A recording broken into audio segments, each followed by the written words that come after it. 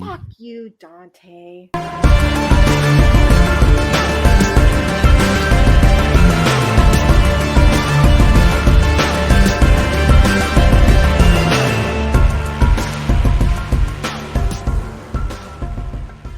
What's going on, everybody? I got Matt here. This is Dante. It's off the mats. You've been listening to it enough. You know it. I'm being a dick about it, though. Anyhow, what I'm going to do with this series of episodes going into the next few weeks is basically I'm doing a build up to WrestleMania. I don't know how many of y'all out there watch pro wrestling, and I know a bunch of you are front and act like you don't. Most people have always done, I don't watch pro wrestling, it's dumb. And then you find out, oh, you know who the Undertaker is, you know who the Ultimate Warrior is, so you fucking watch. Don't fucking lie to me. I know you do, and you're going to listen to this, and you're going to fucking enjoy it. But basically, I have several friends that, enjoy pro wrestling, have wrestled, in the minor leagues, who've actually even run promotions.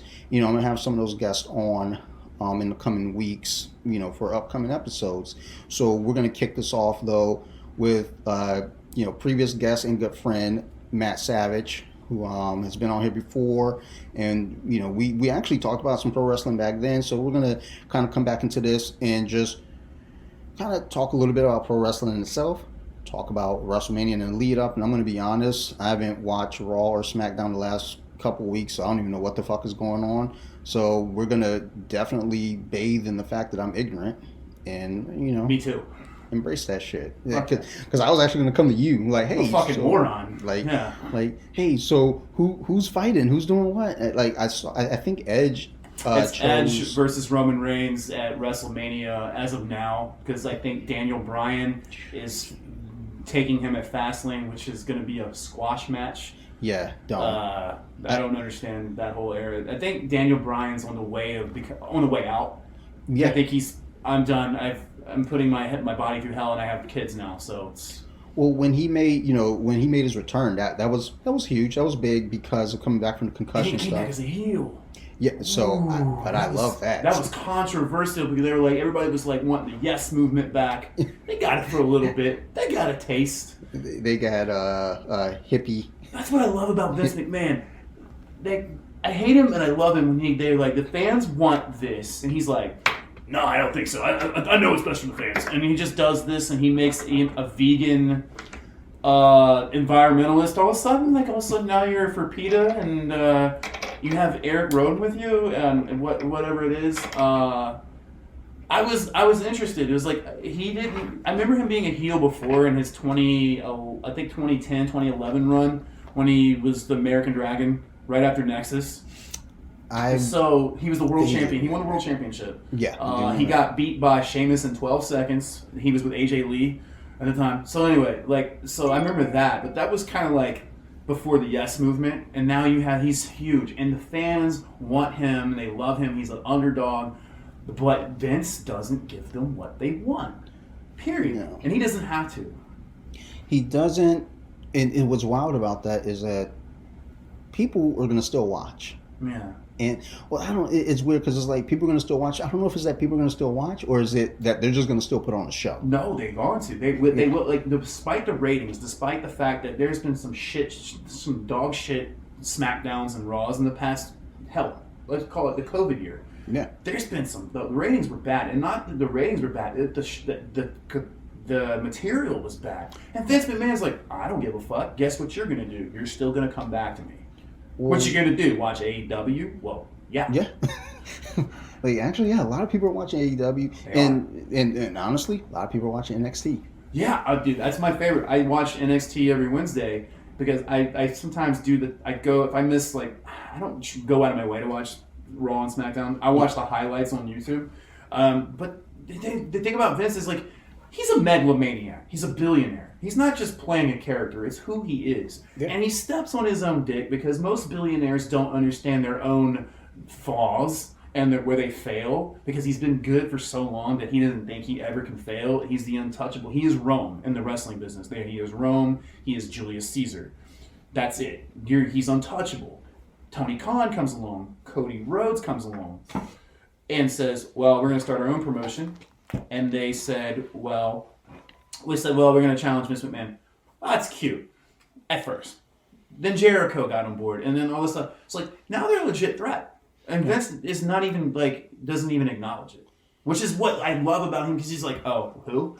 Sorry? I think the last time he acknowledged anyone, though, was down in Atlanta with WCW. And the only reason he started acknowledging them is because Billionaire Ted had the money to pay Hogan, Macho Man, Kevin, Scott. Oh, man. Start swooping in. If you want a war, you got a war. You know? And the thing is with AEW, you know, I don't think they're at that point yet, but they're getting Tony better. Khan has money. Yes, he does, and I think there's a lesson that have been learned though from Ted Turner. You know, don't rush into this. Right. Like if we're going to start taking free agents, you know, let's do it slow. Don't just start piling money up and then trying to mimic them. Now you're bringing back the NWO and you know so that thing that you said that their learning curve, like. Not many entities in history learn from their predecessors. So this one you can tell because when when Ted Turner bought them, they immediately signed Hogan, like you said, Savage, you know, all these other guys. And then like they forgot about the younger guys the mainstays like Sting and Ric Flair and all that stuff. Like in A&W, they started off with, you know, Cody, who's still young. He's the son of the American Dream. But are we really going to sit here and pretend like he was somebody in the WWE? He really wasn't. He was a mid-carder at best. So, true, as far as what we see on screen, you know, but the talk from backstage is he was a good worker, a great guy in the locker room. So, and that there's something to be said about that, though, too. When you lose a guy like that from, you know, a league like WWE, and then they go to AEW, and then they, you know, when you let those characters shine. I think Vince disrespected Cody in a way that he made him be that Stardust character. Yeah. And Cody hated it, but he did it because, and I think Vince wanted to be like a big fuck you to Dustin, and Dusty. Yeah. Like both. The Rhodes family in general. Like he wanted to stick it to the Rhodes family because, you know, he still somehow had a vendetta against them because of the WCW days. But back then when Dusty was there wrestling, WCW wasn't even a fucking threat. No. And when you look down this line of like Vince punishing people, he tends to go after the younger. I mean, that was the big thing with Owen Hart having to go back to being the Blue Blazer. He was being punished because, well, first off, there's already the static with the Harts after Bret went to WCW, and then Owen didn't want to do this one storyline, and it was like, okay, well, here's your punishment, and that's the thing. Is like, look, dude. Like, you have to realize not all your fucking ideals are winners. But and not only that, Owen was like a stand-up guy. He doesn't want to do a fucking infidelity Owen was a worker, story. And he had a lot of charisma. He had more I honestly believe he had more charisma than Bret. Yes. He was better than Bret in every way. Absolutely. He was likable. You cheered for him. He was the underdog. He was more technically gifted than Bret. Like, he had it. He was, like, one of the things that stood out to me is he was way, way, way better on the mic. And I think they also punished him, too, when he accidentally broke Stone Cold Steve Austin's neck in the pile driver. That, you know, that definitely, you know, plays into it as well. And Austin had a big, like, vendetta, not a vendetta, but a fucking hatred for him for a long time because of that. Well, he said, like, you know, he didn't want him to do it. Yeah. And he said, "Are you sure you can do this?" And then I think what stuck with Austin after that, though, too, he never got, you know, Owen never checked on him. No. He never, reached out to him after the fact. And, you know, that's not to say Owen's a bad dude. No, I think he was just, at the time, he was involved in his own character and his own shit and his punishment. Like, he didn't have time to, like, he's like, fuck, I'm fucked. You know, I what am I going to do? Then they put a mask on me. Like, it's a joke. Everybody knows who it is. It's like the same thing when they put a mask on Hulk Hogan. It was the same joke. Like, we know who you are, right? But they did that on purpose. Everybody knew it was Hulk Hogan. No one pretended like it wasn't. And even with the Blue Blazer, everyone knew who it was. Yeah. I mean, because that was his opening gimmick when he started, was the Blue Blazer, and then having him go back to it, everyone knew. And then that. You lead up to WCW and the whole war thing. So what AEW is doing is they started off with, they brought Jericho in, and then they brought in Kenny Omega. Like, that was huge because Kenny Omega was not going to leave Japan. You know what I mean? Like, he's the biggest star. He's a rock star in Japan, basically. I mean, that was a big name floating about right around Royal Rumble time, because when you saw Styles show up, and that was the you thought. thought, okay, Omega. Like, I was watching with my buddy, and he said it. We got down to 30, and it wasn't Omega. We're like, it started with Finn Balor, because when Finn left IWGP, where he left New Japan, I thought, okay, this is where the Bullet Club comes. And we're gonna start seeing Kenny, and you're gonna see Adam Cole and Sullivan, or what's his name? Yeah, that's it. Yeah, the guy that it's now they broke up the Undisputed Era, which was about time. I think it was. I think it had its run. Had its run. And like, I checked in just like with NXT, I kind of dabble in and out of it, because for me, I'm of that old school mindset where it's like, oh, I don't really know these guys. I'm gonna go ahead and back off, but I'll check in every so often, just to keep my finger on the pulse. Yeah. So I watched, was it Vengeance? A couple weeks back, and I was like, because I didn't, I turned on WWE Network. I was like, oh shit, something's on. Yeah, let's go ahead and check it out. All right, let's see what's going on here. Yeah. That's kind of my extent of watching NXT, is just like kind of, oh shit, I forgot this is on right now. Let me go ahead and watch this. Whereas like Raw, I watch it like Tuesday night on Hulu. I don't even watch SmackDown unless it's like a Sunday night, and I'm like, well, I guess I don't watched all my porn, so I guess I'll go ahead and watch. No, you got to get that out of the way, because you don't want to, you want all the testosterone out by the time you start watching. But like so like with AEW, and I switch back and forth. The NXT and AEW, the competition is about the same. All these great guys are great athletes. There's a little bit difference with the storylines and content, because it's very like black and white with WWE, because like they have the rivalries and the storylines, and that AEW like really doesn't have a build. Their storylines don't last long. Like, they just move on to the next thing. There's, for some reason, Penta Zero Miedo is wrestling his brother Ray Phoenix for no reason at all. So then there's like they're like hating on each other, and then the next week they're back as a tag team, and then they're going against the Young Bucks or something. I don't know. And honestly, I guess for some people they want more wrestling, less talk, a storyline. And then there are others that want more wrestling, less talk. I would much rather have more wrestling, less talk. I want a balance. But I don't need a lot of promos. I don't need Pat McAfee coming every week and saying how he's the best, and then he wrestles one cage match and he's done. Like, you know what I mean? Like, I like Pat McAfee. I'm a huge fan. But, he just comes in and he just does the thing. He does the War Games thing, and he does that once a year and he's out. Like, and now he's talking about doing something with AEW. I don't know. I saw an article. I didn't read it, but I saw like a headline. I was like, or him denying that he said he wants to go to AEW. He was like, look, dude, if you want to go to AEW, just go to AEW. And AEW's not even getting wrestling names. They got Shaq recently. Yeah. Shaq was on there. They signed Paul White, formerly known as The Big Show. They have a huge announcement coming next week that they're saying another name is coming. There's rumors like Ricochet, Kurt Angle, Christian, it could be Christian would be. They even rumored Roman Reigns at one point. I was like, that's insane. That's ridiculous. Roman Reigns is like literally going to be there for 30 years. Yeah, Roman Reigns is... He's the Undertaker now. Yeah, he's WWE. When he said, this is my yard now, he meant it, and it's true. Like, dude, speaking of him, that heel turn, that's what they should have did in 2014. Instead of Rollins using the chair against them, it should have been Roman Reigns saying, there's always room for plan B. It should have been him. Yeah. And that's the thing. I think back then, and I go back and watch it now, on the network, versus back then I was kind of in and out, and I only caught glimpses of the Shield. Yeah. So I didn't really I was there for the entire run. But it like, from what it looked like back then, why that went that way is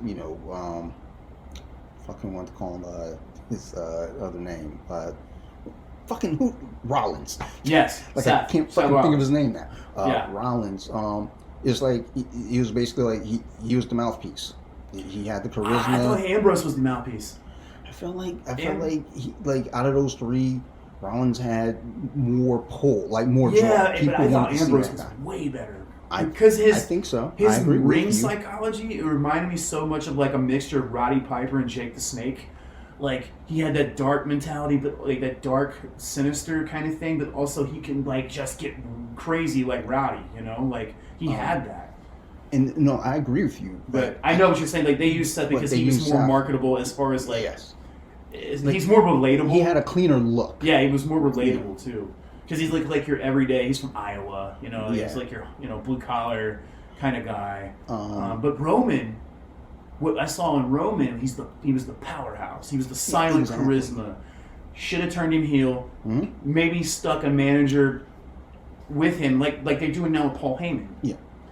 I wonder though if they would have done that then, if that would have backfired on them because of having to put a manager with him. It would have backfired because they already had someone like that called Brock Lesnar. That and also, yeah, it would have just been kind of like, all right, too much right now for something like that. You know, so it works out throwing Seth Rollins in that. With the role. brand split, it could work. Yeah, with a brand That split. was pre-brand split. I think though, so we get it with the brand split, but I think as an overall collective, when people hop back in to check it out, you know, I guess for lack of a better term, casuals, it wouldn't make sense to them. It was like, okay, well, we got the same thing on both sides. Whereas we get it, knowing what's going on. It's like, okay, the brand split, you have room for two personalities. Yeah, you can have monster heels in both. Like you can have a couple of monster heels because Braun Strowman's a monster heel. I wish they would They ruined him. Like I think they ruined him and Bray Wyatt in a way that's like Bray Wyatt. They had Drew McIntyre. No, it was who beat him? It was Roman Reigns. Beat him in the triple. They beat him in the triple threat match to win. He came in late, and he beat the Fiend clean and easy. Like, well, but like, couldn't you just have him drop the belt to like Strowman? Like, but like it be like some weird thing where like he narrowly loses or whatever, and then you have it against Roman. He easily squashes, I guess, Braun. You're really ruining a character that's so fucking over with the fans. Like the Fiend is so over. Dude. Like they cheer him, and he's supposed to be a demon. I was only tuning in for the Fiend on SmackDown. That's the only reason I would watch SmackDown is for the Fiend. And how about Alexa Bliss? She's killing that shit. Fucking love it. She's killing that love shit. it. And then the Randy Orton thing, there was a scene where Randy Orton was talking, he started spitting up black shit, and then a screen of him popped up. Himself, he's talking to himself in like the demonic voice. And I was like, this is crazy. That's actually one thing that with everything going on with how the shows are being handled, I do enjoy that aspect. More cinematic. They could be more cinematic. The horror thing, yeah. I always love the like the Undertaker's character. Very dark, sinister, funeralistic kind of thing with Paul Bearer, and then like I always loved that part, the gothic portion of what they do, and then it moved on to the feet like Bray Wyatt doing the whole Cape Fear thing, and then moving on to this demon thing with the Firefly Funhouse. Oh my God, you took Mr. Rogers from hell. And it's so crazy how like Alexa is being involved in that. I don't know if like she's injured or she's just they didn't have anything for her and they're like, let's place you here because that girl can talk. Yeah. She's so good on the mic. So I went down a rabbit hole the other day because I fucking adore her. Yeah, I'm a fan. Yeah. So I was like, I'm on WWE Network, so I just typed her name and I was like, let's go all the way back to the very beginning. Let's just watch her progression. And just even early on, she was valet. I can't even remember with who, but she was valet, but still good with the mic. Then when they brought her over as a full timer with the main roster on the mic, and that's something that it goes with the business. Yeah, and she's also coaching and helping younger stars, like not even younger stars, her peers. Yeah, she's been known to like help Sasha Banks on the mic, Bailey. What's the new girl that came? The long hair, the EST of NXT, Bianca Belair. Oh, okay, yeah. that girl's a super athlete. She's amazing. I love Bianca Belair, I love Sasha, and I like Bayley. I'm glad they did Bayley's character a little bit better now that she's a heel.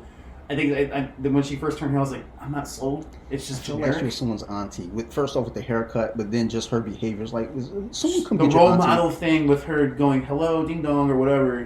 That was kind of funny. But I'm glad they're doing these things, like, because sometimes they do ruin people from NXT, but there's some people who come from NXT who don't have a personality, like Rhea Ripley. And I have Rhea high Ripley's hopes great for her.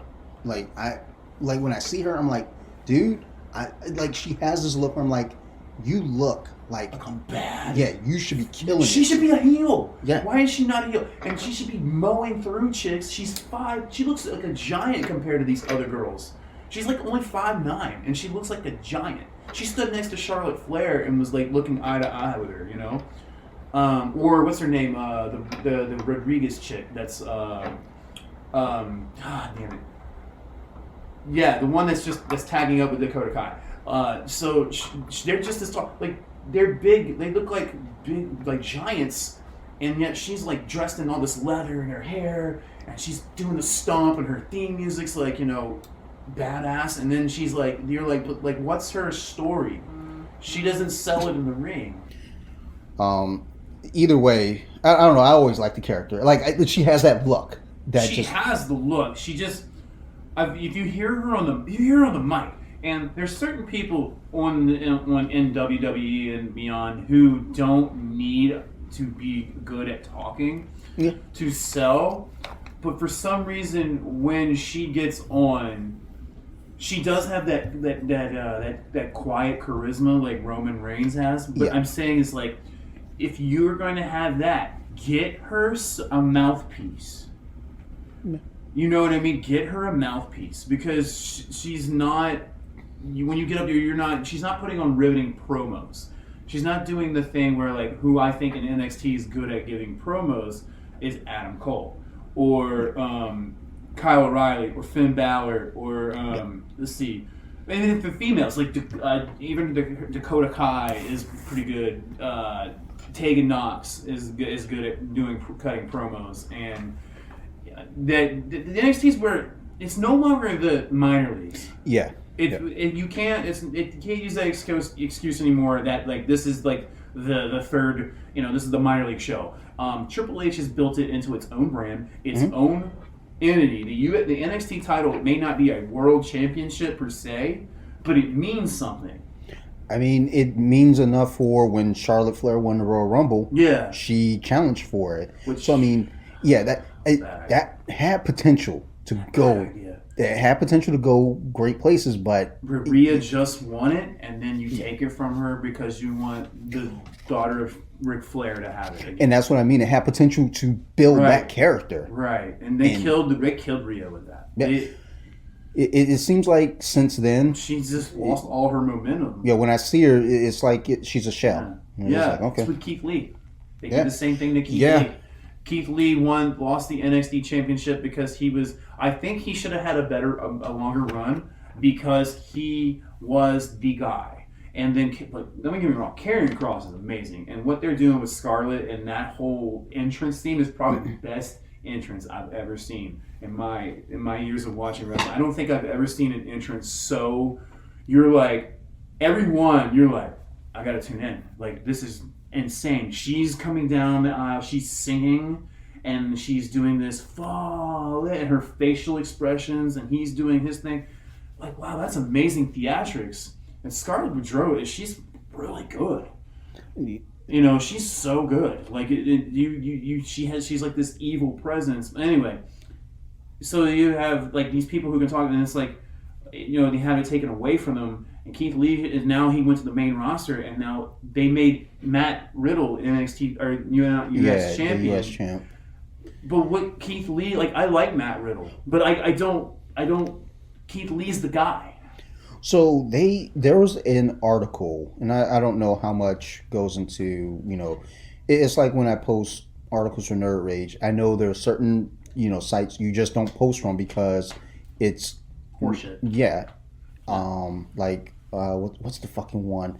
Is it the one where they send him back to learn to learn how to talk on the mic? No, they didn't even say anything about the mic. They said sent him back for in-ring work. That's crazy because he doesn't need it. Yeah, well, exactly. When they said that, I was like, what? This is a 320-pound man who's doing fucking flying crossbodies off the, jumping over the rope, doing cannonballs off the You know what I mean? Yeah. This is a superior athlete. You're sending this guy back for in-ring work? I get the guy that big giant guy that was doing remember the Raw Underground dumb shit that they were doing to try to make it look like MMA. Anyway, that guy, they sent him back. Okay, great, because I don't know who he is. But then Keith Lee, he's like, what are you sending him back to work on? Yeah, and I mean, and it could have been really mic work, and then that's the thing. It's like when I see NXT, when I look at that roster, the NXT to me is the charisma roster. Yeah. Everyone there has personality that you can latch onto.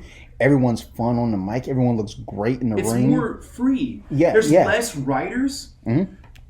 And Vince McMahon kills it because he wants to put his ideas on there, and Triple H was like, "Well, what the fuck did I even? What am I even doing this for?" Yeah, we bring our guys over here. They graduate up to the main roster, and then you shoot them down with your shit ideals. Yeah. So I take them back over here. Yeah. And prop them back up. Now you want to come over here and shoot them down with your shit ideals some more. I think it's going to come a point where Triple H is like, no, we're not sending people to the main roster anymore. This is the main roster. Yeah. This is part of the main roster. This. It should. And Triple H, you notice he's holding on to guys like Adam Cole, Tommaso Ciampa, Johnny Gargano. Yep. He's holding on to these staples because he's like, I don't know what Vince is probably going to do with them. I mean, and that's the right thing to do, I think, because like you said, this is no longer, that's no longer the main roster. This is all the main roster. Yeah. This is our own brand, and when you send up guys like Adam Cole and see what Vince may do with them. Yeah. You can break someone's spirit. You can destroy. There have been plenty of guys that Vince has gotten his own hands on, and they're gone. EC3. Oh my God, the potential they had. With Jesus fucking Christ, man! He's good on the mic. Yeah. Period. Anything. The only thing of value was there was an upset of him beating John Moxley, Dean Ambrose, whatever you want to call him at the time. So that was the only thing of value. He had a weird feud with him for a while for no reason. Yeah. But EC3 was another one. Vince does sometimes have a guy who he lost, and they had to go find their way. Drew McIntyre. Yeah. Perfect example of that. Drew McIntyre was with the company. He was the next big thing, basically, and he wasn't used, and he wasn't good, and he knew that. I listened to the Stone Cold podcast with him on it. Yep. He's like, I knew I wasn't good enough yet. He's like, I doubted myself every day. Then he came back, and he's now 2-time WWE champion. So even going back again and just watching old material, and seeing that, and just seeing him in the ring, and it's like, you can tell immaturity was there. Yeah, it's just he's not ready. And he was talking about how he found the Claymore. He accidentally did it one day. He was supposed to do a running boot. Well, he fucking fell or slipped or something, and then he did it again. He's like, oh, this is a good one. Then he knocked himself out. In a match with 3B and against somebody else, probably the Shield. I don't know, but there's the rags to riches thing. There's also redemption. Keith Lee was denied a few times by WWE and had to go back to the Indies, but now he's here and he has so much charisma and he's so elegant on the mic and he's such a big dude. He's but he talks like this. And he speaks with big words. I guess they want to hear a big guy like that go, like Braun, Well, yeah, it's big guy, big athletic guy, do big loud noise. It's nah. I mean, let him shine, let him be him, and see where it goes. Because I think and I get it. When you have a $1 billion company, you want to take these investments and make sure that it's doing what it's doing. But the thing is, sometimes you got to take a risk. Let them. Yeah, let them breathe. I was very very big on the idea of putting Keith Lee in the Hurt Business. Yeah. Put him with Lashley. Let him learn with MVP. who I've talked to on Instagram, by the way. Yeah, he's talked with me a couple times. Yeah. He's a nice dude. Nice like, guy. Holy shit. Very nice guy. Very supportive of BJJ community, obviously. Yeah, because he won his gold at Masters Worlds and Yeah. got promoted the brown belt. So that's when I reached. I was like, dude, he's a bad dude. I said, hey man, awesome, congrats. I said the same thing, and he threw me the thing, the jiu-jitsu thing, So anyway, I told him, I said, hey man, I'm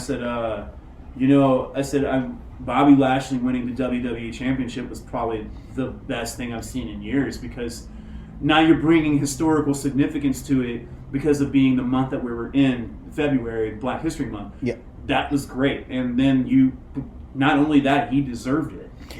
Yeah, and it's a long time coming. Yeah, because, before that, sure, you had The Rock.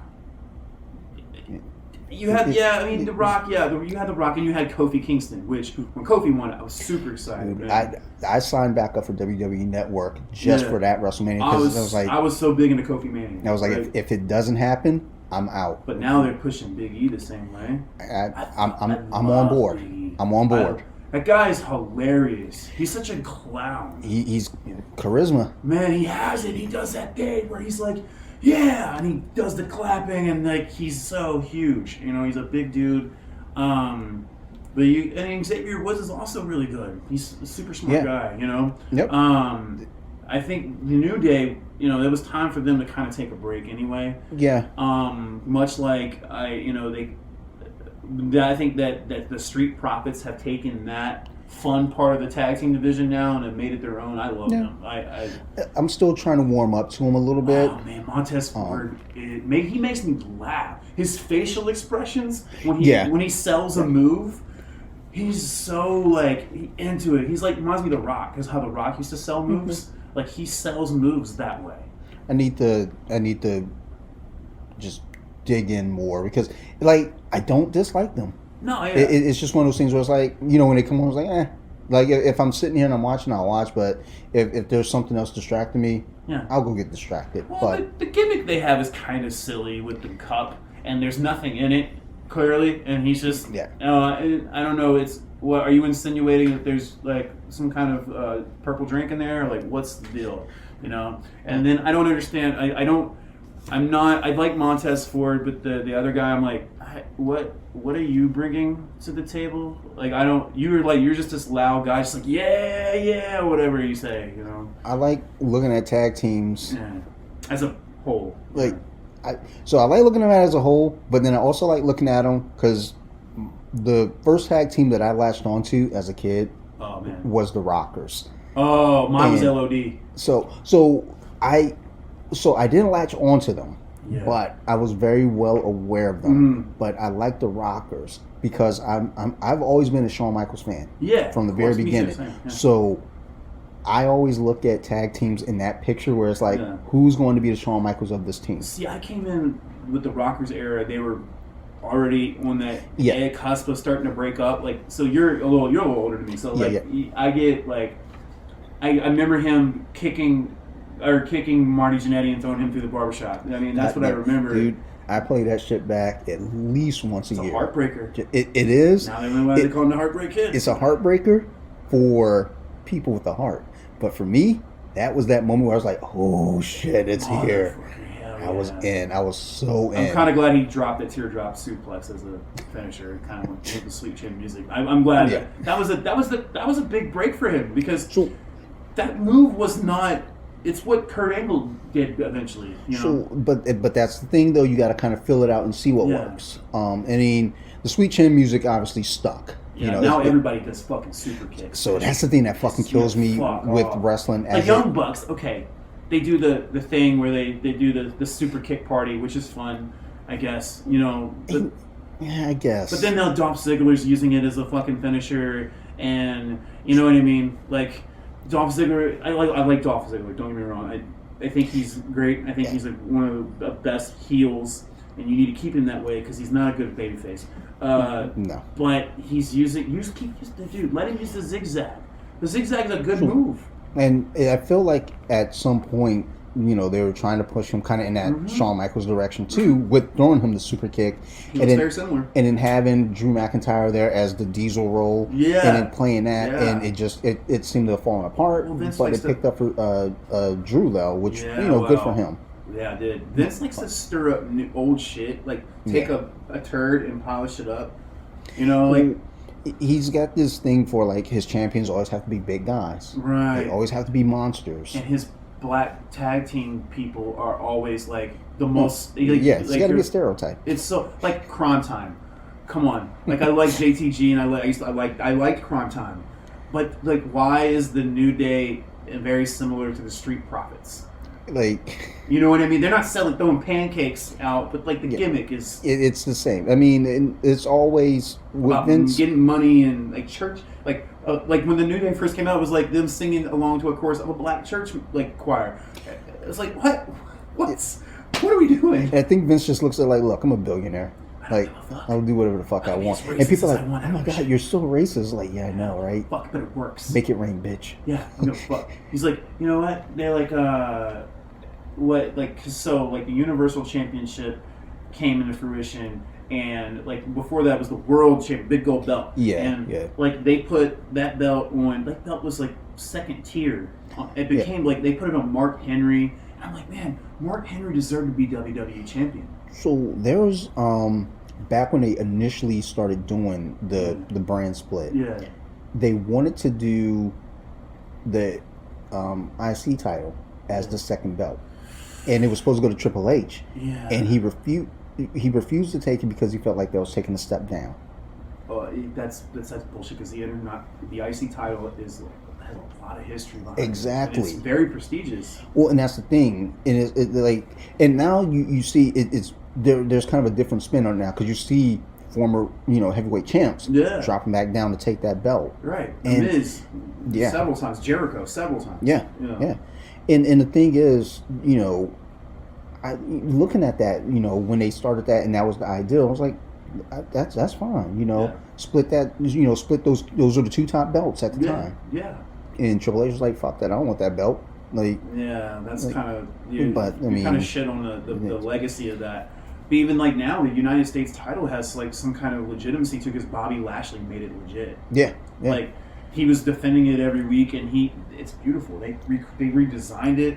They finally redesigned. Well, I wasn't really okay with the redesign of the Intercontinental title. It's not like, at all. It looked like they were trying to appease Shinsuke Nakamura or something, like because it looked very like a Japanese style art of it going on, and I was like, okay, maybe that's just like a personalized belt for Shinsuke. Yeah. Well, because they were doing that with the world title at one point, and it was like, okay, that's fine. Right. But if you're going to do that, do that. Don't make it this and then leave it that. I don't like the Universal title.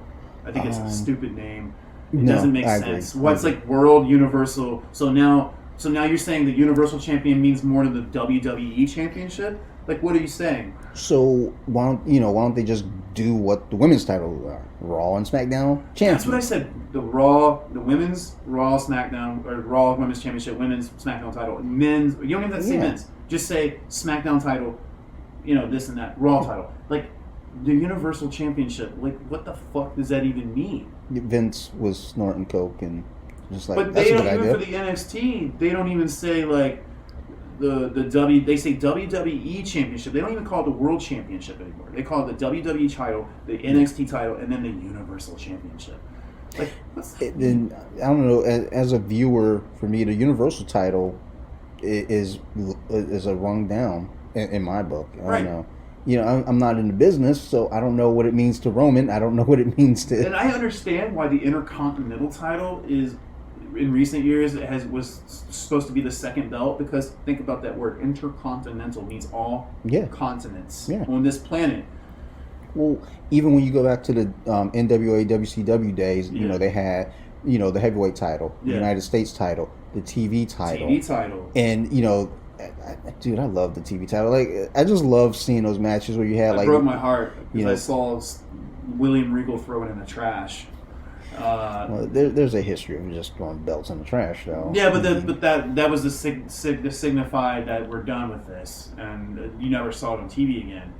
Then I remember WCW had the International Championship because they were breaking off from the NWA at the time. Okay, yeah. And they used the big gold belt as the International Championship, and the other belt was the NWA belt was the world, whatever. Yeah. The one that Nick Aldis is holding right now. Yes. So, which I sometimes watch NWA Power, and I want to fucking put my head through a table. Like it's just like they're trying so hard to be like the 80s with that style of interviews where the ring is fucking 2 feet from, you know what I mean?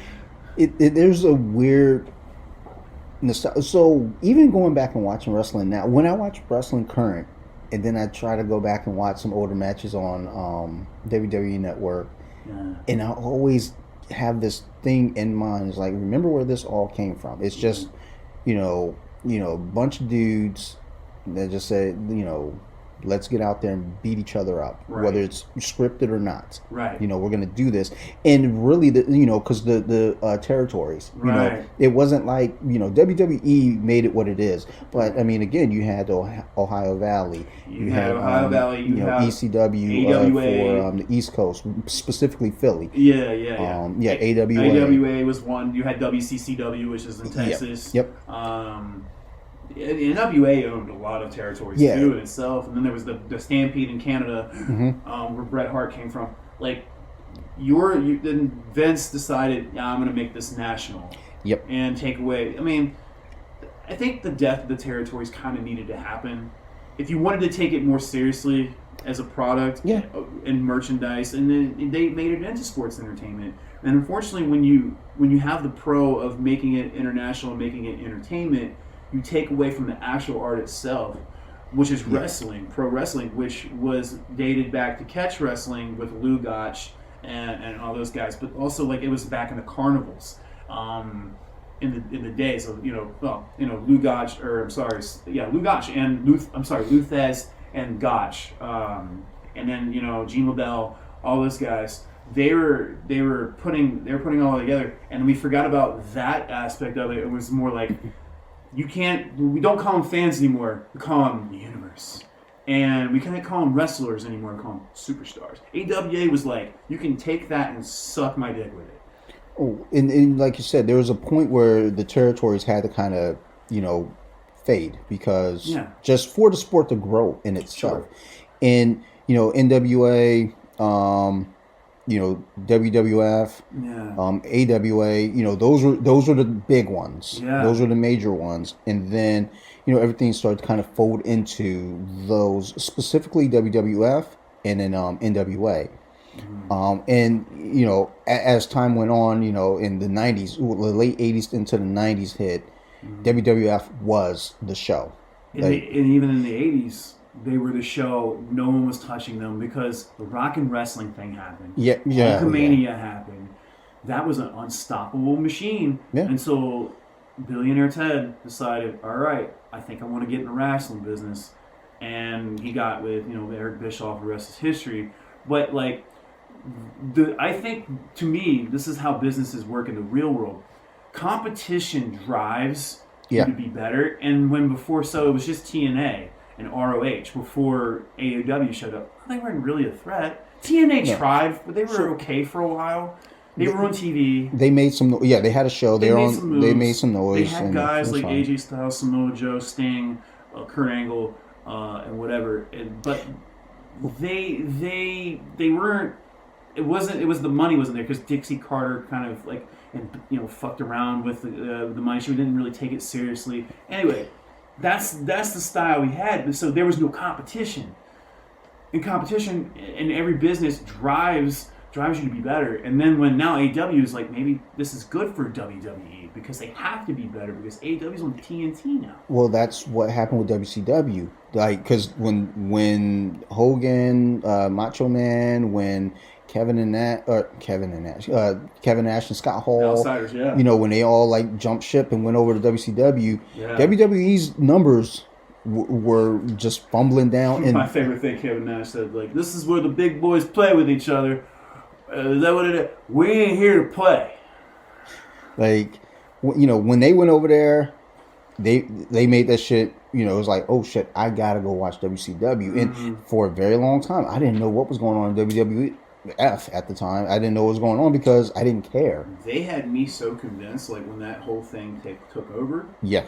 When I was sitting there watching, it was Shane, whoever, it doesn't matter. Like I saw Razor Ramon come down in the crowd. Yeah, I'm like, hey man, what the fuck is this? And I'm like, being like 12 years old at the time, I'm like, what the fuck is this shit? And like, I'm just doing what Larry Sabisco was saying. Like, what the hell? Yeah. He's like, wait, you're not supposed to be here. He's like, what the hell is he doing here? And I was just like, yeah, well, that's Razor fucking Ramon. But like, the serious of that was good because, but where they, like again, with coming back full circle where we started talking, where they fucked up is they just got all these has-beens already. Because Hogan had his time in the sun. Yeah. Like maybe not so much Diesel and Ramon because they were still kind of younger. They were on the rise. They were on the rise, but they had done their thing. And they were known. They made them in charge of fucking booking. Wrong idea. So yeah, problem. You don't make, what did Dusty Rhodes say? He said, you never let the inmates run the asylum, Daddy. That's what he said. You don't ever let them run the asylum, and that's what happened. But that right there, that's where their downfall started because all these old guys started booking themselves and pushing guys like Eddie Guerrero and Chavo and Rey Mysterio and Billy Kidman. They're pushing all these guys out, and they're like, fuck you. And they were like, all right, well, we'll go to the WWE then. And that's what they did. Yeah. I mean, and, honestly, when, you saw that pull come over and you start seeing, like, the used to be big names in WWF and, the bigger guys. Yeah. And then you see your smaller guys like, again, Benoit, Eddie Guerrero, Perry Saturn. They were pushing all the luchadors and they were pushing all, like, the guys from Japan, too. Like, was it Jushin Thunder Liger? Came over, Ultimo Dragon came over.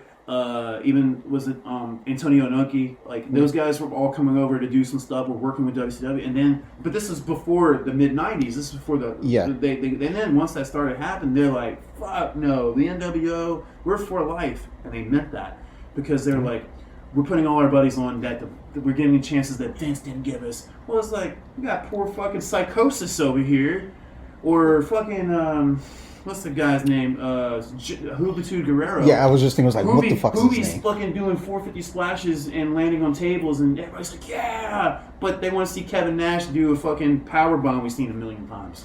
And I mean, that's the sad part about WCW and how that all went down is that, you're looking at it is like, okay, well, what was really, their downfall? What was the cause or the end of it all?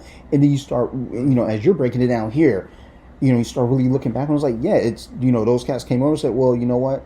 Let us go ahead and like, get our moment. And then while you're getting your moment, you're saying, we didn't get our shine over there in WWF. Yeah, well, you're taking the shine from these guys over here now who have earned it. Right. The same guys that you were bitching about the Clique was bitching about in the early to mid 90s, like Hogan and Savage. They're doing the same thing and then went and just did it with them. Yeah. And then so you pushed Eddie Guerrero and Chris Jericho out to ECW, and Perry Saturn and fucking Raven. Yeah. Back to ECW, and now they're shining, and then WWE's like, look at these guys. Yeah. Yeah. I mean, Vince, he's always like, okay, well, look, they kicked these guys out. Well, let's go ahead and scoop them up and.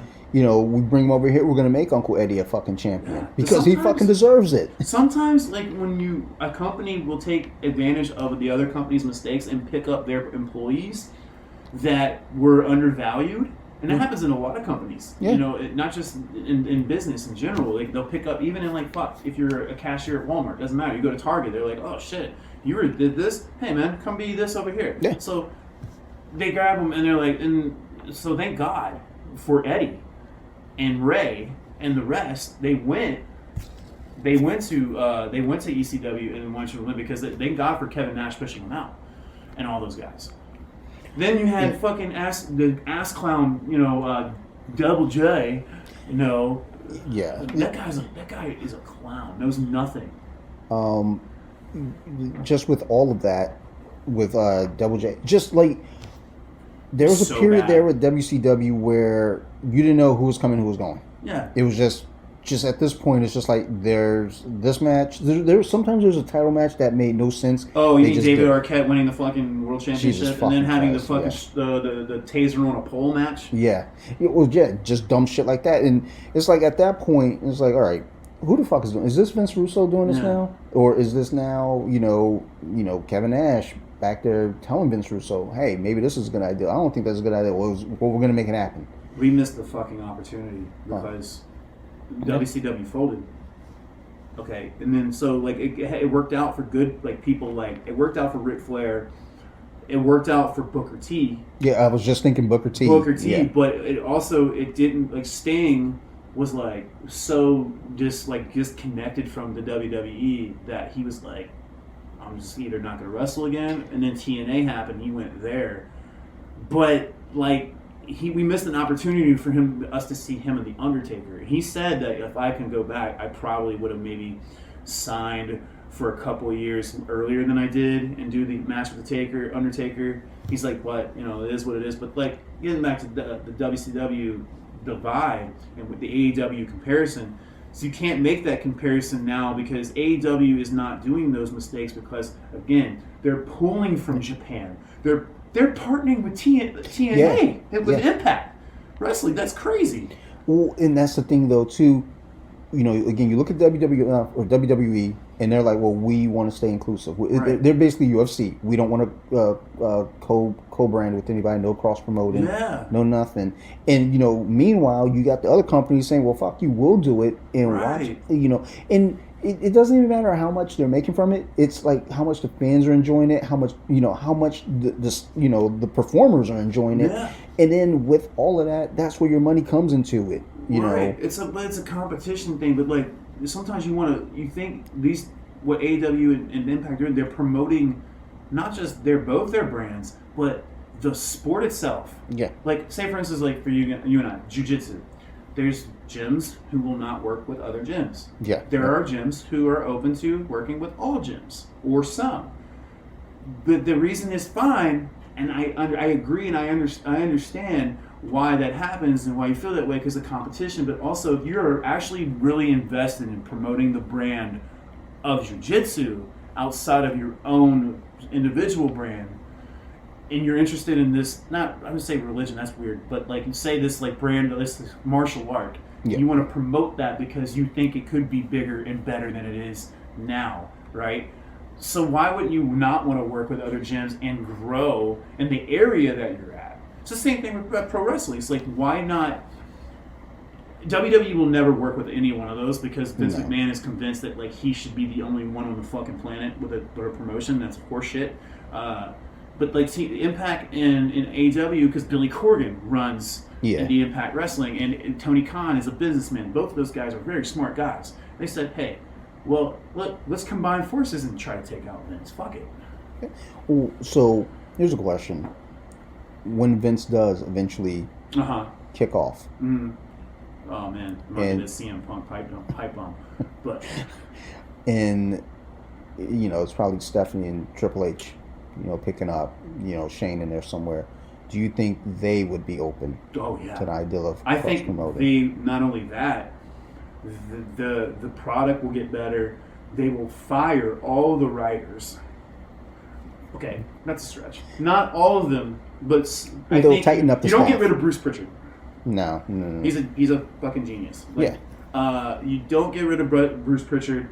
You let the the wrestlers, like it was in the 80s and 90s, stop writing their lines. This isn't Hollywood.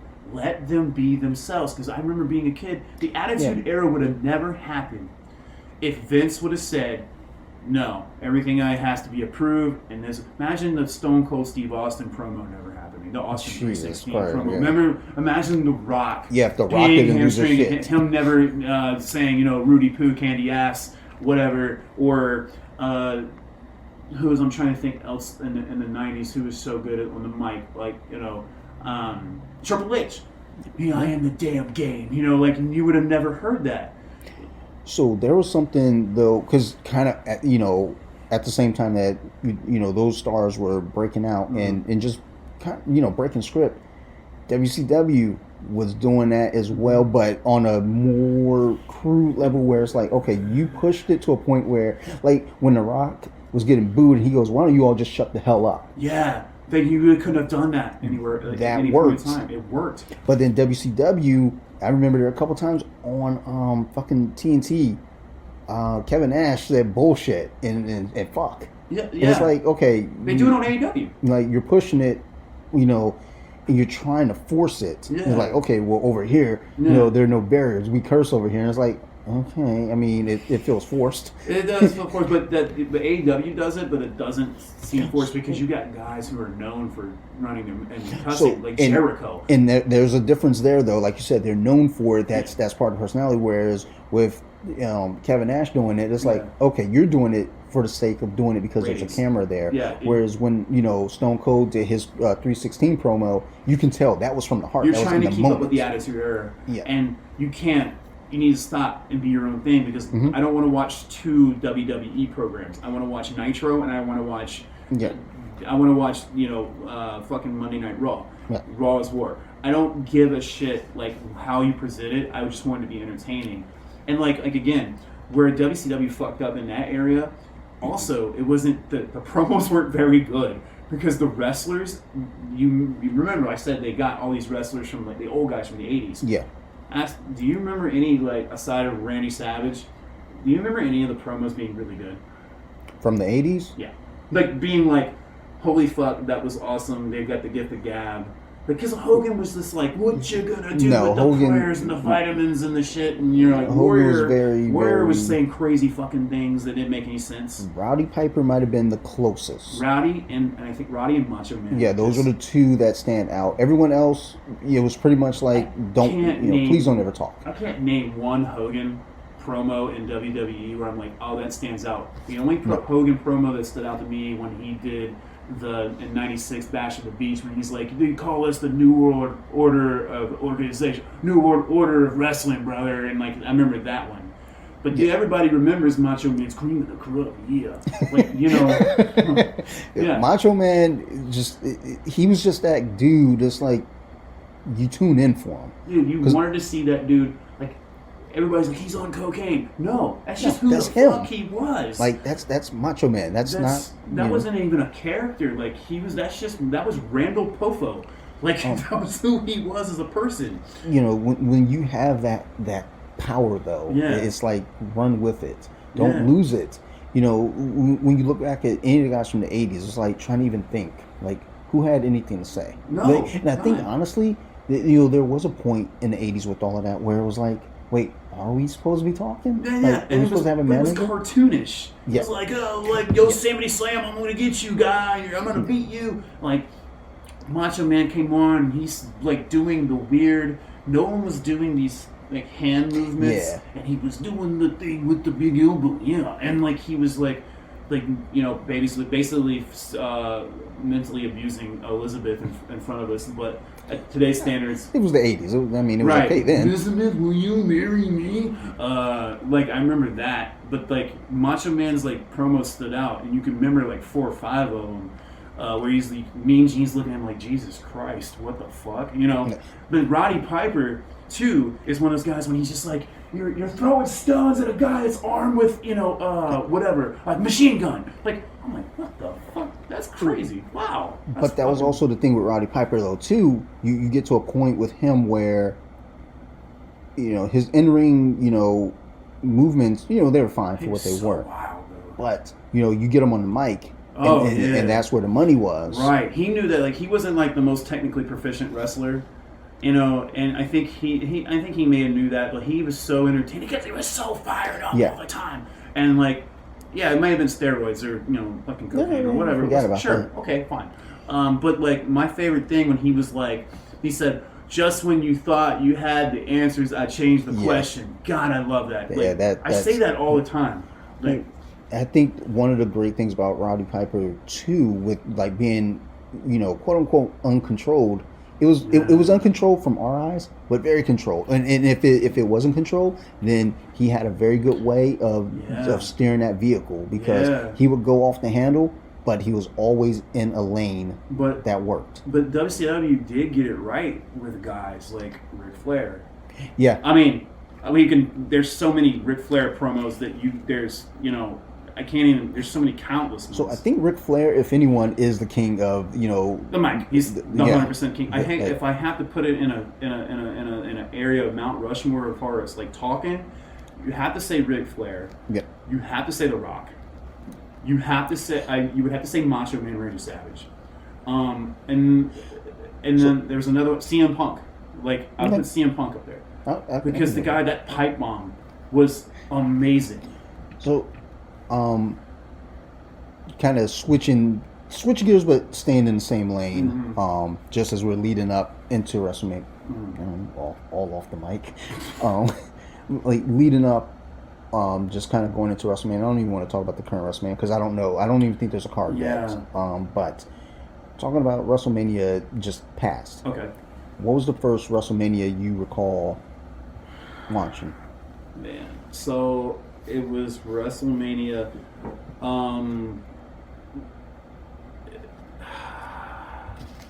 I have to go back. It's like I don't remember the numbers, and I got to remember the match. Okay. First WrestleMania I watched as a kid was the Ultimate Challenge. Feel like that was 1990. Ultimate Warrior versus Hulk Hogan. Okay, that was 5. It was Wrestlemania 5.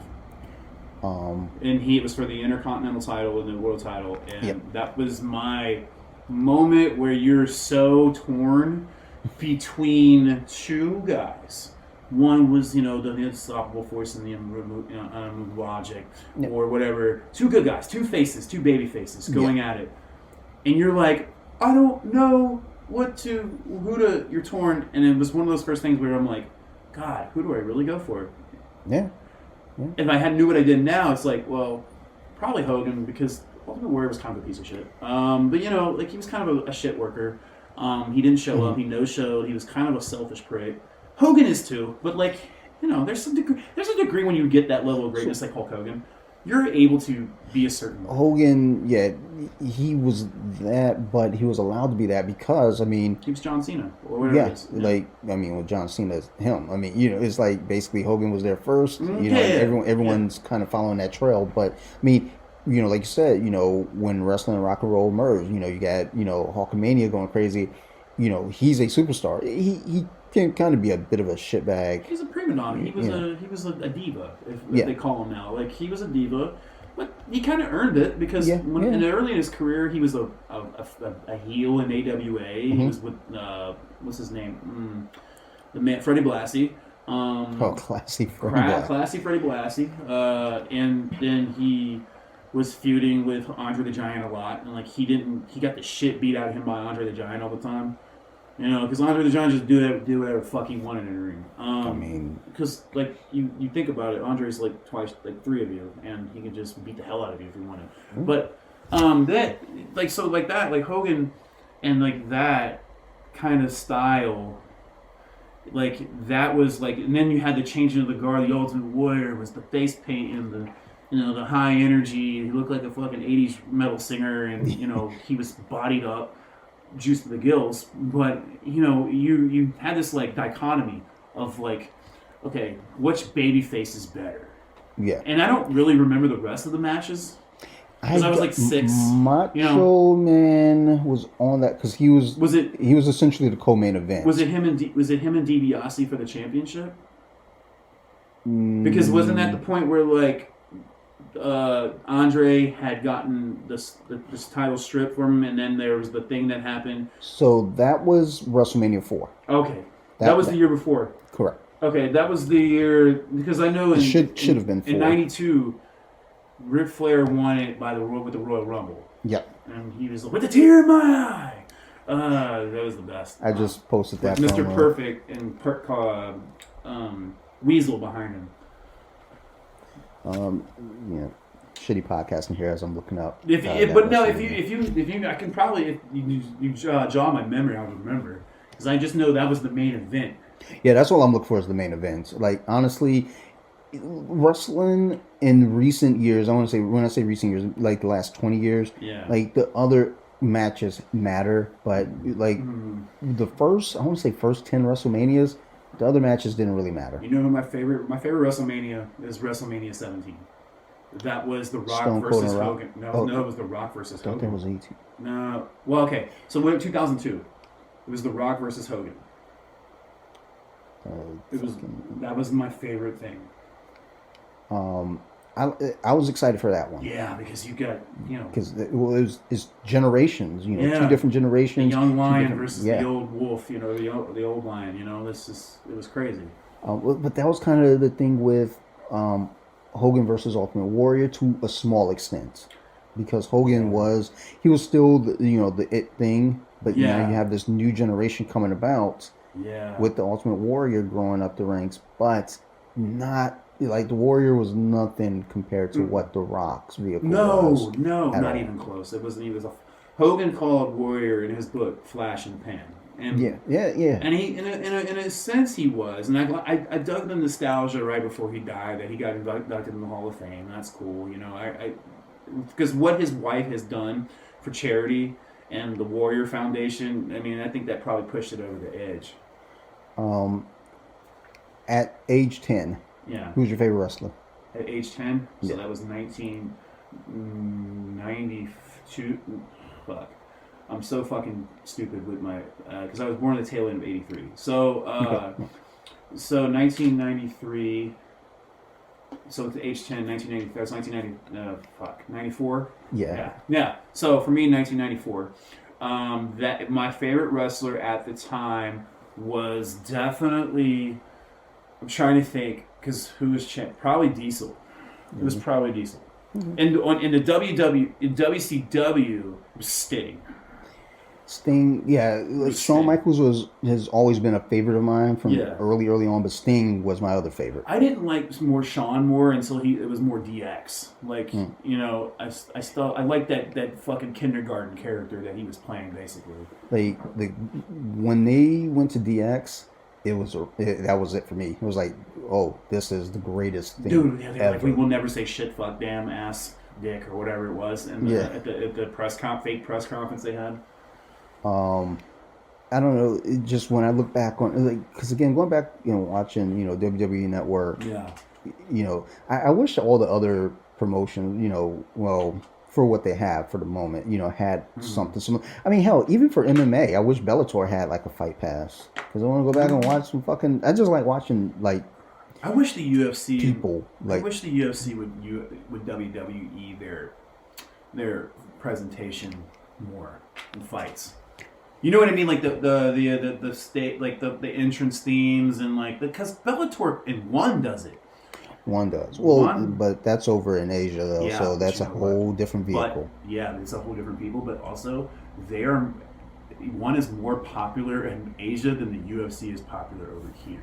Yeah, I mean... And that's because they had thousands of years of martial arts. Well, you come back also with that, and then, when it comes to the entertainment aspect of Pride, Dream, stuff like that. I remember early on, I want to say, when Ultimate Fighter... happened. That's when I got back into MMA. Yeah. And I was on SureDog, and I would go on the forums, and all you would hear are these fucking cunts just whining and complaining about the UFC's fucking fight posters not being anything like Pride's and not being like creative. It's like, who fucking cares, dude? Yeah. Like, I don't care about the fucking poster. It's two guys in their fucking underwear fighting in a cage. Like, we really what are we doing as a society? Like, what's your issue? Like, oh, okay, like their promo poster wasn't pretty enough. Fuck all the way off. But the thing is, this is where I fault Dana White and the UFC is they don't promote the individual fighters enough. They promote the fight. And it's up to the fighters to promote themselves. Cool, I get it. But that's the thing. For fighters to do that, I think they need a little bit of a bump. And the WWE is really good at that. Because to them, their fighters are the brand. Well, yeah. I mean, and there's a charm to that too, understanding that we need to give you the tools to shine. Yeah. Basically. Yeah. Because if you don't shine, our product doesn't work. Right. We lose money. We lose merchandise. There's no merchandise sales. No one's watching. Ratings drop. All this shit. So WrestleMania 4, at least on the cover, it's a 4-hour spectacular. Yeah. God damn. What's like that now? Hogan and Andre the Giant. It looked no. There's a tournament for the heavyweight title. That's what it was. And Macho Man won. Okay. He beat DiBiase in the finals, right? I think it was DiBiase. Yeah. Yep. He beat DiBiase in the finals, and that was when the Mega Powers started. Then they imploded. What, a year later? Yep. Because it looks like here, Wrestlemania 5 is when they had their showdown. Yeah. Yeah. Mega Powers explode. Yeah. Mega Powers explode when they did the fake handshake and they couldn't really shake hands, and they were like, Hogan was talking about maybe we'll take over the Megasphere or whatever the fuck it was, but so 6 was the next year, right? That was Warrior Hogan, right? Let's see here. Yeah, it had to have been 6. Yeah. Let's see here. Definitely, because WrestleMania 1 was 1984, so 6 years after that it's 90. So that's WrestleMania. So yeah, 6. It looks like this is Warrior and Hogan for 6. Yes, that was it. It was the Ultimate Challenge. Yep, and that was 1990. Yeah, on the card. Shit. I remember watching WrestleMania 11, was it, when Bam Bam Bigelow versus Lawrence Taylor? Mm-hmm. Yep. That was fucking cool. And I do like that with WWE, WWF, whichever or. It just recently took for me to start saying WWE, because I was like, fuck that. It's always going to be WWF. But I've accepted it. But that's one thing I always embrace about them doing, the big spectacle with WrestleMania is, having the celebrities to it. Like with UFC, a question that I asked recently was when the main cards are on, or even the fucking cards on, the weekly ESPN shits now. Mm-hmm. How do you feel about tweets during the fights from celebrities? It's such an obvious thing of what they're doing. Like, I get tweets from the fighters, like other fighters. Yeah. Like talking shit or like praising or whatever. But you got like fucking Doja Cat. It's like, do we really want to know what Doja Cat has to say about Aljamain Sterling's stand-up? You know what I mean? Do we really need to know about what Cardi B thinks about, fucking John Jones's cock? Like, or whatever it is. Oh, these guys can scrap. Look at them. Oh, yeah. Like, who did I see? Some dude that had no interest, like, no business. Was it fucking Bruce Springsteen? Like, shouldn't he be, like, kidnapping small children from a fucking African country or whatever it is and selling them on the black market? Or whatever it is, like, these people do? You know what I mean? Like, I don't know what these people do. They're like, yeah, fucking Chuck Liddell. Yeah, what a great knockout. It's like, Chuck Liddell didn't. Chuck Liddell's sitting next to you, fuck. Yeah, it's like, I don't fucking know, dude. Because looking at WWE and having a celebrity presence there, it always worked. But I mean, again, sports entertainment. Yeah. So you add, movie stars, rock stars. Right. You got Ray Charles, showing up, Jenny McCarthy, Carmen Electra. Yeah. Shit like that going on. Kid Rock. See that? That's something you couldn't control, because back then that's what rock and wrestling. The WWF at the time was built on that. The on the back of like celebrity success, because WrestleMania was the Super Bowl of wrestling, and WrestleMania 1 started all that and brought all the celebrities in who now sometimes interact, because I remember that was a couple of years ago, it was like the dudes from Saturday Night Live were interacting. Like Michael Che and Colin Jost. So they were in it, and then there was like Jon Stewart was involved. Like, this has been a part of for the last 35, 40 years has been part of WWE's MO. And the UFC kind of is doing that. Like, they're using tweets because we know those people don't watch the UFC. Like, it's like when Meryl Streep said, mixed martial arts are not the arts. Those type of people are the ones tweeting, yeah, go fucking Amanda Nunes or whatever. Yeah, she did that thing or whatever. She did the kick. Yeah, she did the kick. And so, like, but it's different because those people that watch, that are at, like, Chris Pratt or Matthew McConaughey who have kids, are actually watching the product. You know, they're engaged. They probably put money into the merchandise for their kids. It's like for that, we know that they're engaged. So that's a little bit of a staunch difference. Yeah. Well, and there was always that point where you watch an old UFC event and you see the celebrities in the crowd. That was more of a thing for me to understand versus seeing, oh, let's see some tweets. It's like, are they even, like, it became a thing where, you know, with boxing, it was always who's in the main event, who's in the main event, who's in the main event. Then UFC became this thing because, you know, I always talk about, you know, I've talked about it on here a few times where, you know, and it comes up on my Facebook, you know, history, you know, whatever the fuck thing. You know, I just saw it the other night talking about, you know, UFC card, you know, main event coming up. You know, crickets. No one, you know, wants. Oh, dude, I get that too. But and I make one Facebook post about Dr. Seuss and wet ass pussy, and people get mad. But you know, the thing is, you know, looking at that back then, you know, 12 years ago, it's like, okay, nobody cared. Yeah. But you know, if I put up something now about it, everybody's got an opinion. You know, because again, it's on ESPN. Right. And I get it. You know, the product has grown.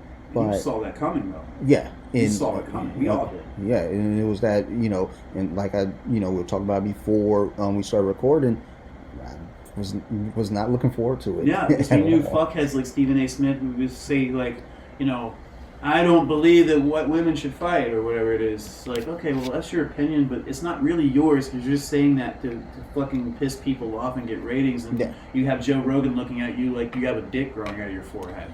You know?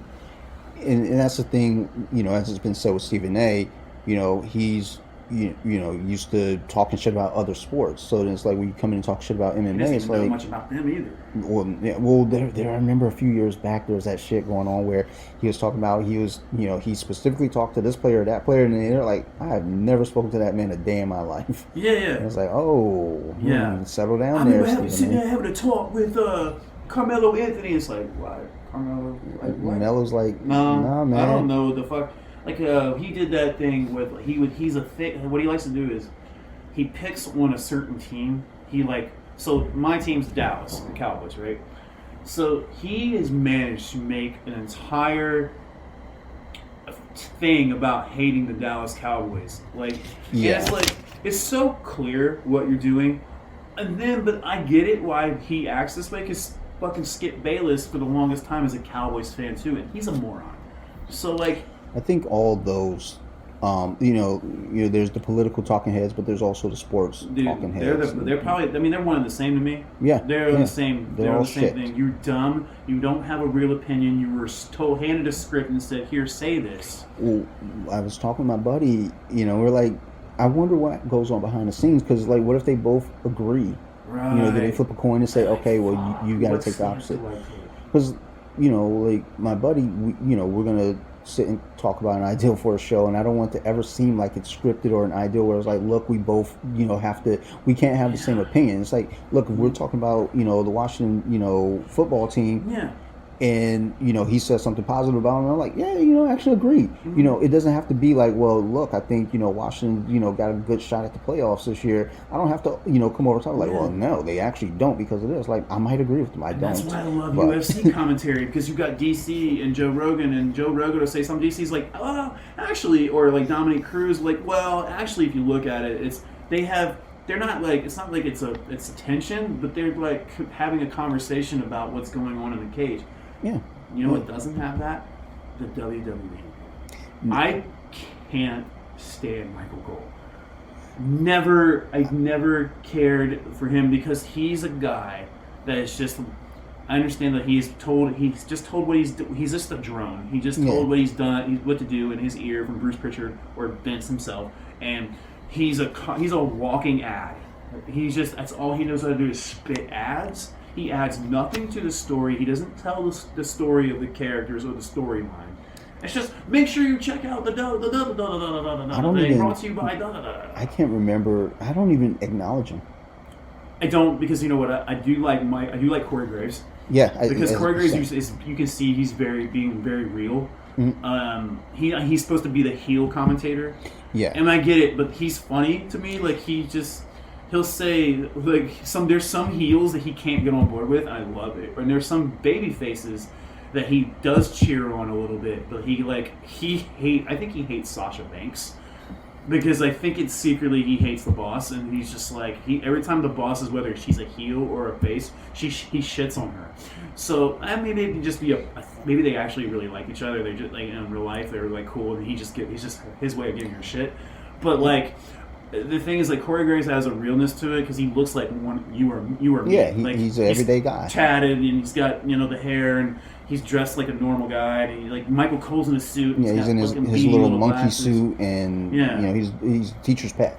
But the guy I relate to sits on the right. He doesn't. They took him off. He's back Samoa Joe. Yeah, I relate to him what's more going on with him? because he just looks like a fucking badass. He just looks like he would kill you with one hand. He's a guy that a lot of the wrestlers train jiu-jitsu. Yeah, but you can tell he does. It's in his game. Yeah. He does the rear naked choke as a finisher. Shayna Baszler, another one. Well, she was a former fighter. But like, you can tell that Samoa Joe is definitely something about Samoans, man. They just are fucking a different breed of people. They're hardened people. I mean, dude, I watched Hobbs and Shaw at the end, man. How did that work out? Oh man, it was good.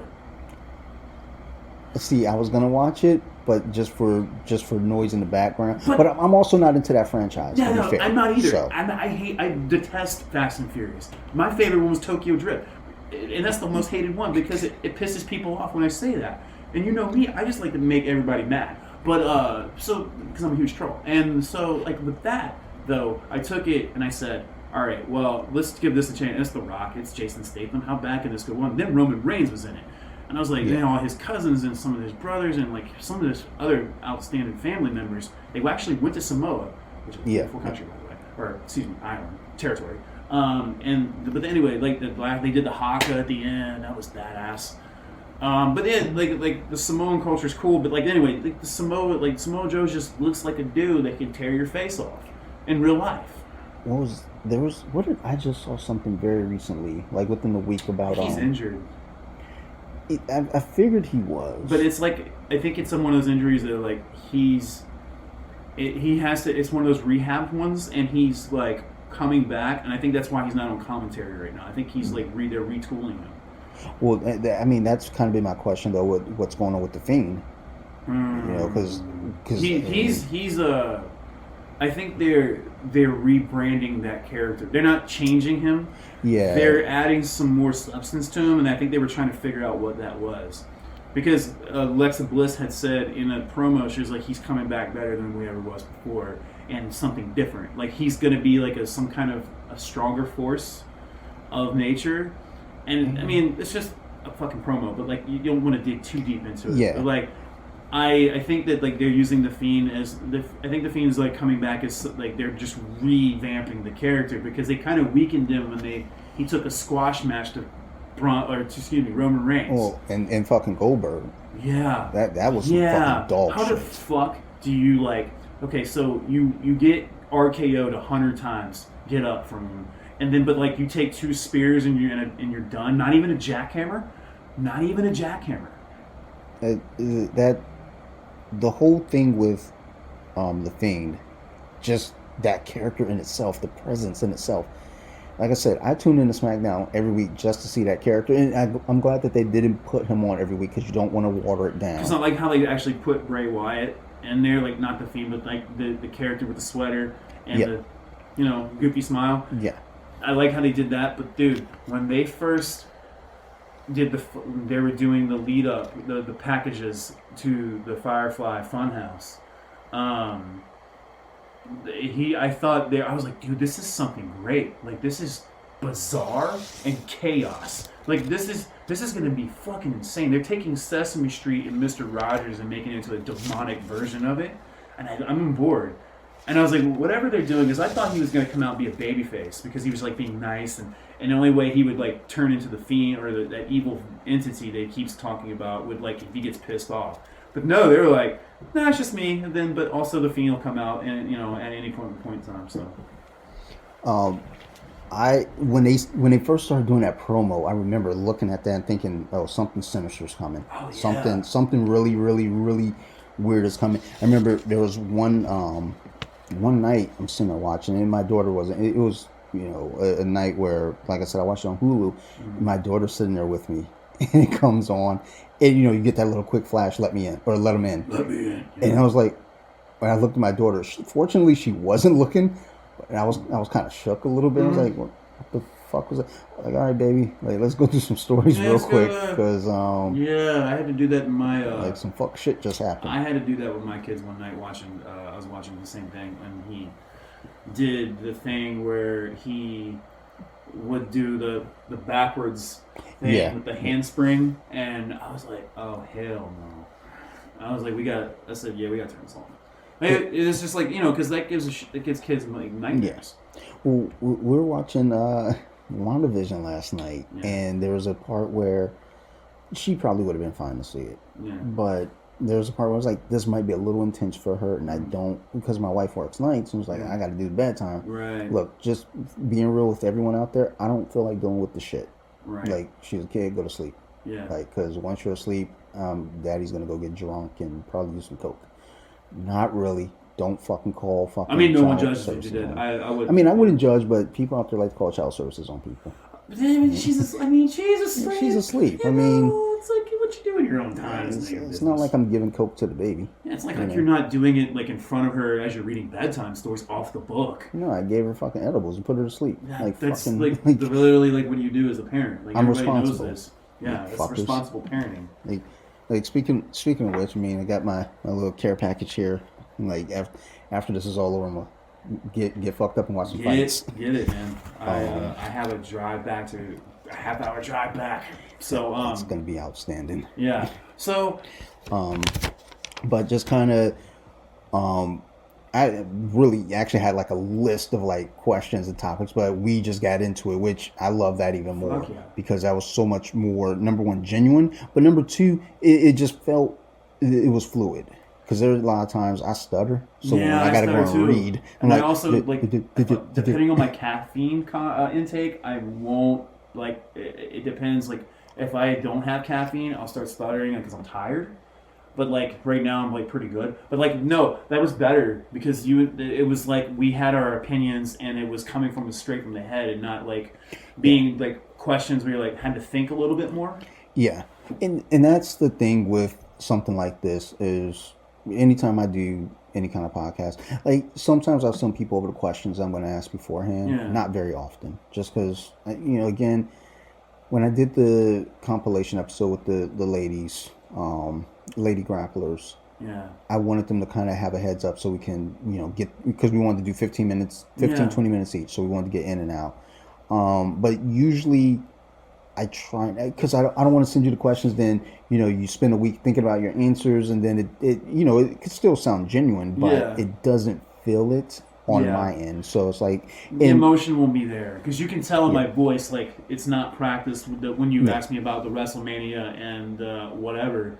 Because I really had to think because there's a lot to unpack, Well, and even with that, it's like I had to pull out my phone and start pulling out Wrestlemania. It's like, wait, what happened in this Wrestlemania? Yeah. I remember like certain focal points and major things that happened in each Wrestlemania, which is so fucking odd the way my brain works. It's like I remember these dumb things that don't matter.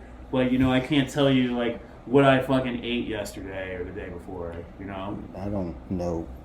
Oh shit! I haven't eaten today. I have not eaten dinner. I forgot. I went to Royal Farms and got a coffee and did not even think about it. When my wife texted me while I was at work, "Hey, what do you want to do for dinner?" And I was too busy talking to tenants about like real world, like actual like shit, doing like, cocaine with them or in front of your kids. No, I don't trust my tenants to give me cocaine. Like they look suspect. They're from Glen Burnie.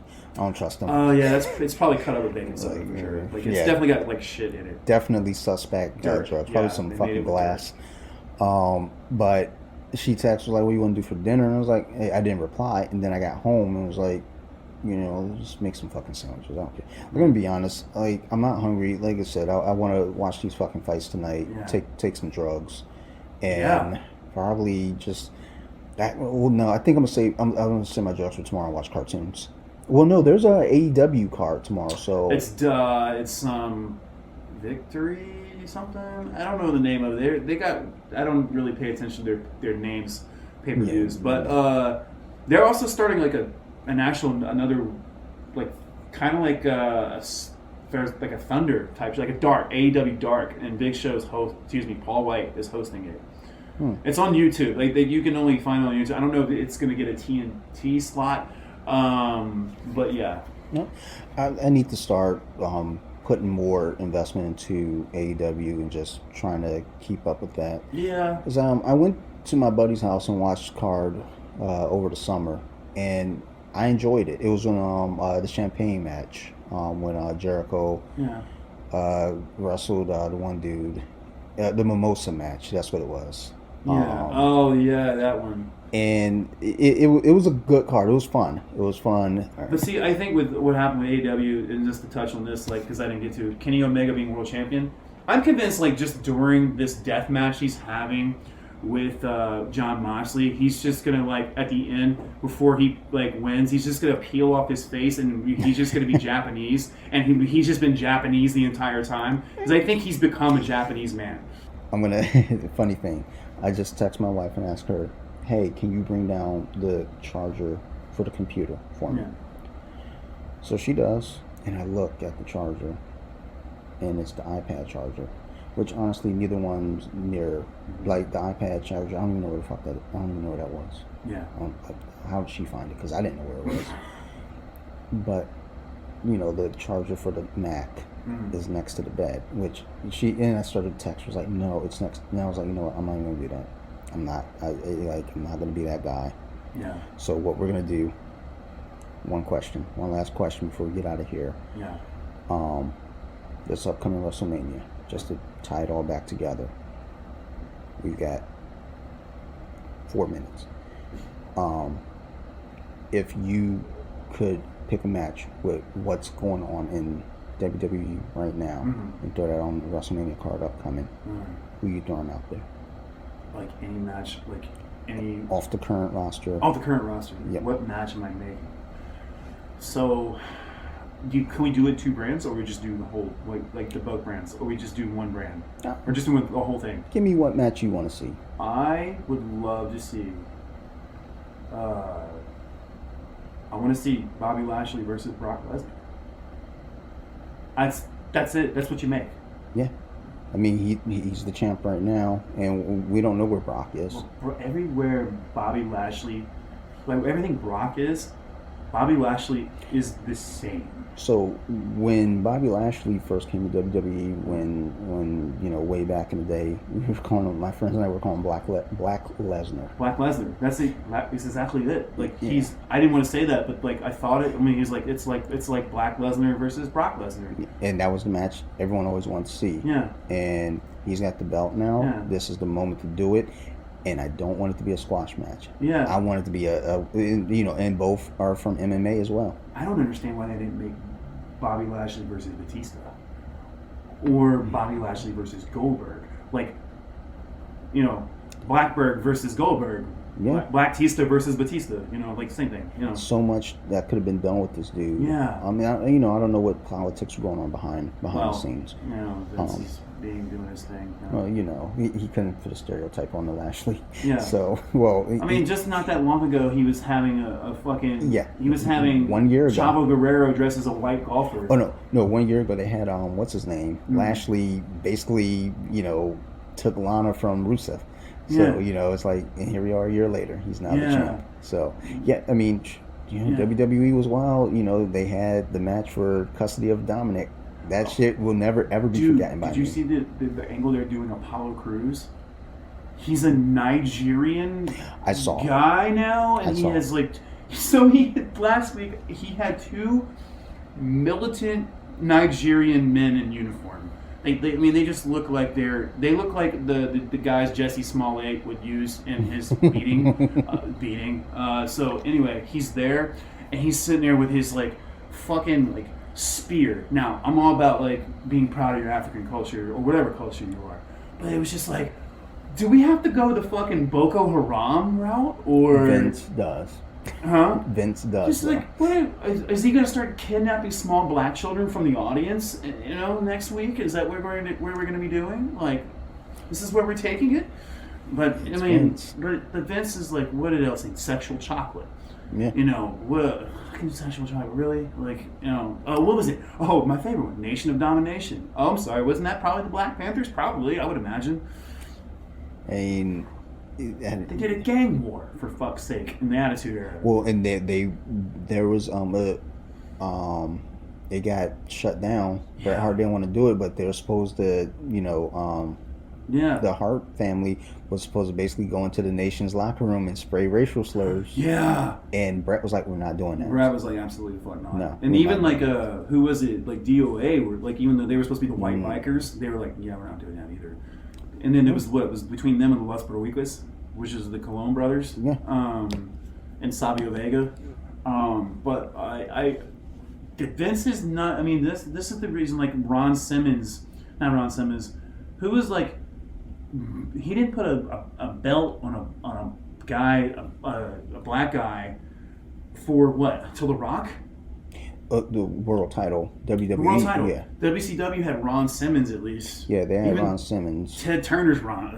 TBS. Well, Ted Turner's a lefty, so I mean it makes sense. Yeah. But like, it's like Ron Simmons before that. But like, there wasn't. There was always tag teams. Rocky Johnson won the Intercontinental title. Yeah. Yeah, I mean, that was the first. Rocky Johnson. Yeah, it was. Pedro Morales was the first non-white to win the WWE Championship. Yeah. The first gay guy was Pat Patterson, won the Intercontinental. They didn't know But he was was gay. he? I was gonna say, They I didn't don't know he think was he gay was at the openly time. gay. They know now. Like, rest in peace. But yeah, like the race. Listen, Vince McMahon is like 80,000 years old, and I'm not saying I'm like giving him the okay of being a racist piece of shit, but like he came from a different era, right? And that's what I always kind of chalk it up to. I don't ever give a pass for racism or sexism or any kind of bigotry. No. But I also keep in mind though too, this person's their mindset is from a different time. That again doesn't make it okay. No, it doesn't. But it also doesn't make me feel like I need to attack the person. And like, yeah, I make jokes on here, and yeah, Vince does what he does. Right. Yeah, that's a joke. But like if I were to meet Vince McMahon, I'm sure to be a pleasant experience. And I wouldn't think to myself, man, it's fucking racist. I'd be like, it's fucking Vince McMahon. Shake his hand, be give cool him to him. respect this dude, but like, But what if he said does something to with- me like, hey, you want some cornbread? I'd be like, motherfucker. Yeah, you'd be like, here, wear this top hat, and pretend you're the WB frog or whatever it is. That's some fucked up shit. That, by the way, the WB frog was fucking racist. I always Fuck that frog. Yeah, fuck that frog. He was like, no, but I was like, that's not what that thing is supposed. I don't think that's what that's supposed to be. But okay. But so like Vince has like been a long time like that. But I definitely think he only gave the Rock the WWE Championship as quickly as he did because I think he respected Rocky Johnson, and I think he's like, well, he's only half black, And it's like he's half he Samoan. probably told me, I was like, okay, what do you claim on your census? Like, what race? It's like, well, what do you mean? Well, I'm trying to determine where this belt's gonna go. Right. Oh, I'm definitely Samoan. Definitely Samoan. Well, you see it now. Even The Rock's like, the movie Hobbs and Shaw came out, and now like the Haka started to get popular, and he's like, yeah, I always embraced my Samoan culture. I'm like, motherfucker, I didn't even know you were Samoan until like, couple of years ago. You were a part of the Noah family. I mean, it's always, waves. People, ride those waves. I mean, that's just what we do. He's only proud, I guess, of his dad in February. Like, I don't know. 28 days, Yeah, 29 every 4 years. That's what pisses me off. Black people got the fucking shortest month. So, February is the Monday of months. Yeah, Period. no, it February sucks. sucks anyway. Y'all got the shit in the deal, and black people got it. Like, fucking February. But in reality, to me, Black history is every day. That's what I say. That's what I say. Black history is just as part of American history as any other race that had anything to do with it. But on that note, we're going to go ahead and wrap up because my wife didn't bring me the right charger, so this computer will shut off. So go ahead, let us know where we can find you at. You can find me. Well, guys, you can find me. I'm at the slightly uninspirational podcast. You heard that right, or SUP if you like acronyms. You can find me on YouTube and Twitter at SUP with Matt. Same thing with Instagram. Facebook, I don't really fuck with much. You can find me there too, the same handle. But the podcast is. I've got a new episode. I'm recording a new episode this week. I usually just rant and talk to myself, but we having guests soon. If you also you can, emails. You can find me at the slightly uninspirational podcast at gmail.com. If you have any questions or want to bring up a topic on the show, or you want to call me a fucking asshole for the things I said on this podcast, it's highly encouraged. Just don't be surprised if I, reply back with a middle finger and that's it. But yeah, that's it. I'm mostly on Twitter a lot, so follow me there, and I make a lot of jokes. That's it. But if they are, understand that they're jokes, and I'm a clown, and I don't mean like most of it. So don't come to my shit and be all serious. That's it. I think if anyone is listening to this podcast, they already are comfortable with that, because most shit that I say, they understand. At least I hope they understand. It's Dante. He's a little dumb. Right, but they know you as a person, and they know you in person. No, most of them. No.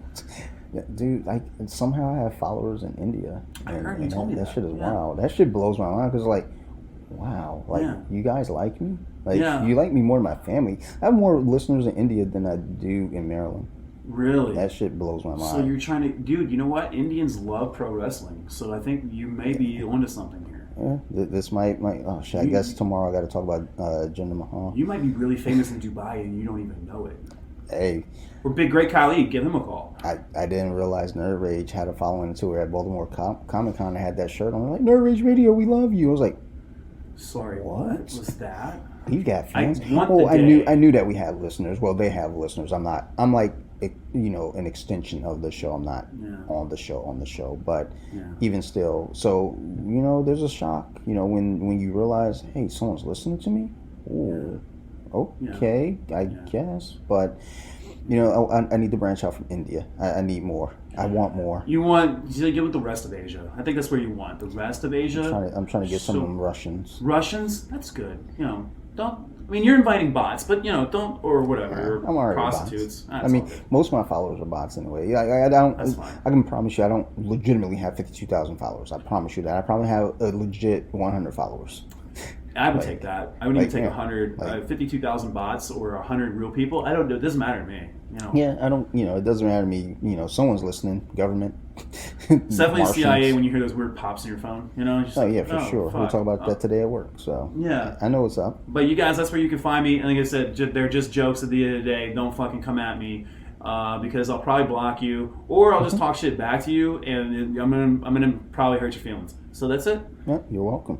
And everybody else out there, thanks for listening. As I always say, I really appreciate it. So y'all got any questions, concerns, reach out to me. Off the Mats Podcast on Instagram, bjj.wiki, also on Instagram. Those are the two main spots that I'm at.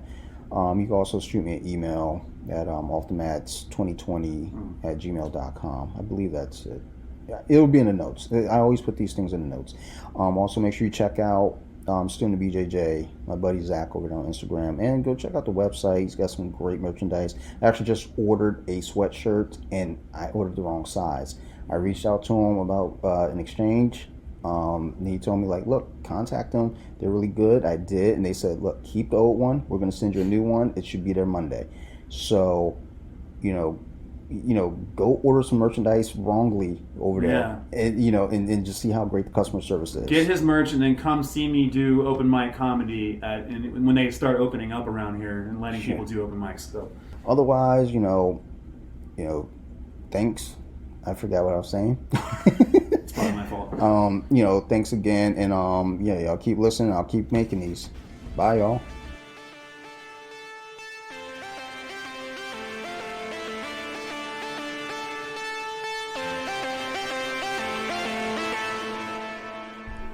They with it.